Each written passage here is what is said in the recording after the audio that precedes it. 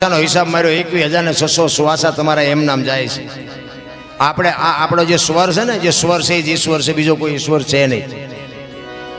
બીજે ક્યાંય આડાવડા ગોતવાની જરૂર નથી. બધા તમે મને સાંભળેલો છે અને હું તો ખટારો લઈને આખી દુનિયા રખડ્યો. કાંઈ છે જ નહીં રામ. જાગતા નરને સેવો. બાપુ આવા સાધુડા બેઠા હોય ને, તમને એક મગજમાં વિચાર આવે કે મારે મરી જવું છે, અને સાધુ પાસે જાઓ ને એટલે સાધુ તમારા કાળનો વિયામો કરી દે. એ એમ કે મરવું છે ને, મરી જાય પણ 2 દી રોકા, પછી બધું કરશું. એ તમારો કાળનો વિહામો બાપુ જાગતો નર હોય ને એ તમને કરી શકે.